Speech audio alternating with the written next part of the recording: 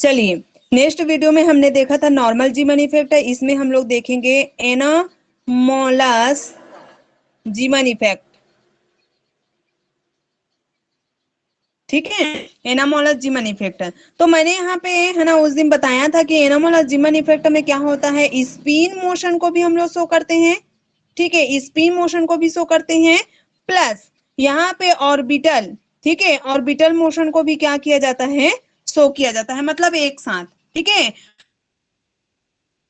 तरीके से वहां पे शो हो रहा था वैसे नहीं होगा। अब यहाँ पे है ना दोनों के दोनों, मतलब हम लोग नॉर्मल जीमन इफेक्ट में स्पिन को अलग से वो करते थे, ऑर्बिटल को फिर ऐड करते थे टोटल स्पिन, मतलब टोटल जो एंगुलर मोमेंटम है उसको निकालने के लिए। लेकिन यहाँ पे ऐसा नहीं होता है। ठीक है, मतलब दोनों एक दूसरे में क्या करते हैं, मतलब स्प्लिट होते हैं। ठीक है, मतलब एक साथ मिलकर काम करते हैं, ये कहा जाए तो। ठीक है, तो यहाँ पर स्पिन को भी हम लोग मेजर करते हैं और ऑर्बिटल को भी मेजर करते हैं, मतलब दोनों मिलकर क्या करते हैं, एनामोलस जीमन इफेक्ट को क्रिएट करते हैं। ठीक है, लोग ना बात ही कर रहे हैं, तो यहाँ पे एनामोलस जीमन इफेक्ट में हम लोग क्या करते हैं, मैग्नेटिक हाई इसको शो किया जाता है। किससे हाई, तो जस्ट से थोड़ा सा ज्यादा मैग्नेटिक फील्ड जाता है। तो यहाँ पे जब मैग्नेटिक फील्ड दिया जाता है तो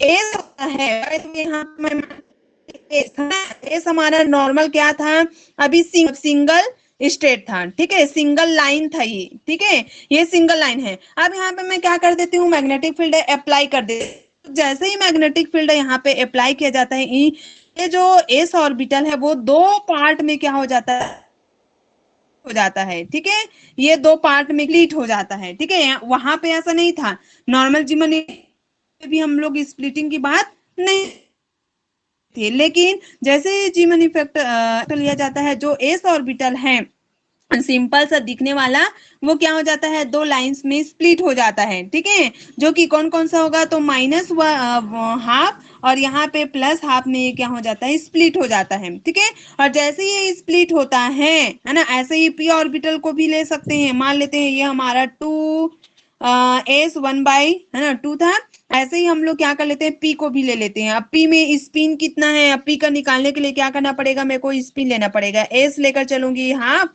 और एल पी को लेकर चली हूँ, तो एल की वैल्यू कितना है, 1 है, तो जे की वैल्यू कितना होगा, 3/2 होगा। तो यहाँ से लिख सकते हैं 3/2 और यहाँ से आ जाएगा ये हमारा 2। ठीक है, ये आ गए हैं हमारा इस तरीके से। तो ये भी क्या है, एक सिंगल लाइन है। ठीक है ना, मतलब सिंगल लाइन है। तो यहाँ से दोनों को देखते हैं ना, J is equal to L plus minus S देखते हैं, तो ये तो आ गया है प्लस के लिए, ऐसे ही माइनस के लिए भी लेकर चलेंगे तो ये क्या आएगा, 1/2। तो यहाँ से एक लेवल ये मिलेगा और एक लेवल हमको मिलेगा ये। ठीक है, 2p½ ऐसे मिलेगा। ठीक है, एग्जाम्पल के थ्रू यहाँ पे समझाने का प्रयास कर रही हूँ। ठीक है, ये इस तरीके से मिलेगा। तो जब यहाँ पे मैग्नेटिक फील्ड अप्लाई किया जाता है, मैग्नेटिक फील्ड अप्लाई करेंगे तो मैग्नेटिक फील्ड अप्लाई करने पर ये कितने लाइंस में स्प्लिट होता है और ये कितने लाइंस में स्प्लिट होता है, ये हमें देखना है। तो ये 2 लाइंस में स्प्लिट होगा। क्यों, क्योंकि यहाँ पे स्प्लिटिंग को निकालने के लिए 2s+1 एक फॉर्मूला होता है, इससे हम लोग पता लगा सकते हैं कि ये कितने लाइंस में स्प्लिट हो रहा है। तो यहाँ से क्या हो जाएगा, एस की वैल्यू को 2j+1 है ना, सॉरी है ना, जे आता है 2j+1। तो यहाँ पे जे की वैल्यू को मैं क्या रखती हूँ, हाफ रखती हूँ, तो 2 × 1/2+1, तो ये कितना आ जाएगा, 2 में स्प्लिट हो रहा है, ये स्प्लिट हो गया है, ये इस तरीके से ये स्प्लिट हो गया है, ये -½ और ये +½ ठीक है, ऐसे ही इसका देखना है। अब यहाँ से आप फॉर्मूला रख के निकाल सकते हो, यहाँ पे 3 कर दिया तो ये कितने लाइंस में स्प्लिट होगा,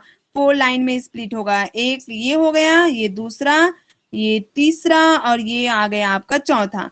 तो ये आएगा -½ -3/2 +½ और ये +3/2। इस तरीके से ये क्या हो जाता है, स्प्लिट हो जाता है। ठीक है, तो ये होता है हमारा एनामोलस जीमन इफेक्ट, जहाँ पे हम लोग क्या करते हैं, स्पिन और ऑर्बिटल दोनों मोशन को लेकर चलते हैं और दोनों मोशन को लेने के है ना उपरांत हम लोग ये देखते हैं कि यहाँ पे जो जे की वैल्यू है वो अलग अलग तरीके से स्प्लिट में भाग लेता है कि दोनों में सेम भाग लेता है। तो यहाँ पे हम लोग क्या करते हैं, जब जे की वैल्यू को निकालते हैं तो जे की वैल्यू क्या मिलेगा हमको, जे की वैल्यू हमको मिलेगा एल प्लस माइनस एस। मतलब यहाँ पे हम लोग अलग अलग टर्म्स में नहीं निकालेंगे, एल वन आ गया तो एस वन आएगा, ठीक है। ऐसे ही हम लोग क्या करते हैं, आगे फर्दर है ना निकालते जाते हैं, ठीक है। मतलब ये दोनों एक साथ आ रहे हैं, उसमें हम लोग अलग अलग निकाल के ऐड करते थे, इसमें हम लोग एक साथ ही ऐड करते हुए चलते हैं एनामोलस जीमन इफेक्ट में, ठीक है। तो इस तरीके से मिलता है। अब बाय द वे इसी एनामोलस जीमन इफेक्ट में डेल ई की बात करती हूँ, तो del E is equal to हमको मिलता है G M J mu B B, ठीक है। जहां पे जी कहलाता है हमारा लैंडे लैंडे फैक्टर, ठीक है, इसका भी एक कहानी है लैंडे फैक्टर। एम जे कहलाता है हमारा ऑर्बिटल या फिर टोटल ऑर्बिटल मैग्नेटिक मोमेंट, ठीक है। म्यू बी कहलाता है डायपोल मोमेंट, डायपोल मोमेंट, ठीक है। और बी कहलाता है हमारा मैग्नेटिक फील्ड इंटेंसिटी, ठीक है, ये कहलाता है। तो ये है हमारा एनर्जी, ये हमारा एनर्जी है, जो कि एनर्जी किन किन बातों पे डिपेंड कर रहा है, तो एनर्जी हमारा डिपेंड कर रहा है जी फैक्टर, क्योंकि अलग अलग है ना स्प्लिटिंग के लिए अलग अलग लेवल के लिए जी की जो वैल्यू है वो अलग अलग होता है, अलग अलग होता तो है। लेकिन अगर मैं प्योर स्पिन की बात करूं, ये प्योर स्पिन है, तो प्योर स्पिन के लिए जी या लैंडर फैक्टर की वैल्यू होता है 2, ठीक है। अगर मैं प्योर ऑर्बिटल की बात करूं, ठीक है, प्योर ऑर्बिटल की बात करती हूँ तो जी की वैल्यू होता है 1, ठीक है।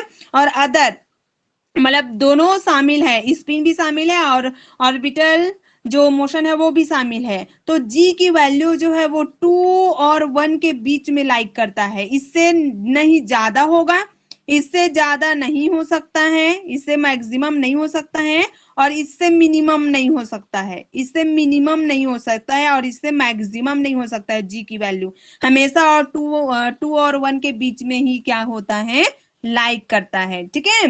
तो ये आपका जो जी है मतलब डेल ई है, एनर्जी है, वो जी पे डिपेंड करता है।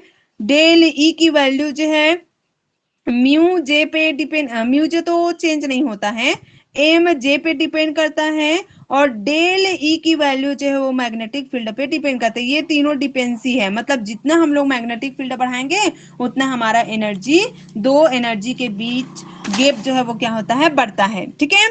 अब यहाँ पे बात करें, एस को हमने डिवाइड किया था दो स्प्लिट, मतलब दो में स्प्लिट हुआ था, तो यहाँ पे मैं एनर्जी निकालूं, ठीक है, ये मैं एनर्जी निकालूं तो कितना मिलेगा, ये मेरे को एनर्जी, ये एनर्जी मेरे को कितना मिलेगा, तो वहां पे हमें क्या करना पड़ेगा, लैंडर जी फैक्टर की वैल्यू को निकालना पड़ेगा। तो लैंडर फैक्टर की वैल्यू, अब यहाँ पे ऑर्बिटल ऑर्बिटल नहीं है, केवल स्पिन है, मतलब यहाँ पे जी की वैल्यू को निकालने के लिए मेरे को क्या करना पड़ेगा, एस की वैल्यू को लेना पड़ेगा हाफ, जे की वैल्यू कितना है, तो जे ये होता है, जे की वैल्यू है हाफ, और एल कितना है, तो एल की वैल्यू आप कैसे निकालते हो, एल की वैल्यू को S P D F G, S के लिए एल की वैल्यू 0 होता है, इसके लिए 1, इसके लिए 2, इसके लिए 3, ऐसे निकालते हैं। तो एस है तो एल की वैल्यू क्या होगा, 0, मतलब यहाँ पे टोटल स्पिन को हम लोग कंसीडर कर रहे हैं। तो जी की वैल्यू कितना आएगा, मैंने बताया था प्योर स्पिन के लिए 2 होता है, तो यहाँ पे कितना आ जाएगा डेली की वैल्यू, डेली की वैल्यू हो जाएगा 2 इंटू, अगर मैं पे जाऊं, ठीक है, तो 2 इंटू म्यू ये भी होगा, ठीक है, इतना मिलेगा, ये इतना मिलेगा। अगर मैं बात करूं इतने और इतने की वैल्यू कितना होगा, तो del E is equal to ये मिल जाएगा आपको 2 इंटू हाफ, क्यों, क्योंकि यहाँ पे एम जे की वैल्यू क्या है, हाफ है, और यहाँ पे एम जी की वैल्यू क्या है, माइनस हाफ है, तो हाफ म्यू बी बी, ठीक है, ये इस तरीके से मिलेगा, तो यहाँ से कैंसिल आउट हो जाएगा ये, तो म्यू बी इंटू बी के टर्म्स में ये प्राप्त होता है, ठीक है। जितना जी की वैल्यू अधिक होगा, जितना जी की वैल्यू मैक्सिमम होगा, उतना ही हमारा डेल ई की वैल्यू भी क्या होता है, अधिक होता है, ठीक है, मैक्सिमम होता है, और जितना जी की वैल्यू क्या होगा, मिनिमम होगा, उतना ही डेल ई की वैल्यू भी क्या होता है, मिनिमम होता है, ठीक है। इस तरीके से हम लोग एनामोलस जीमन इफेक्ट को भी देखते हैं। ठीक है, इतना जानकारी एनामोलॉजी में इफेक्ट की अब इस वीडियो में काफी है। अदर वीडियो में हम लोग एग्जाम्पल के थ्रू देखेंगे कि कैसे हम लोग जे, एस और एल की वैल्यू को फाइंड आउट करते हैं। ठीक है, चलिए।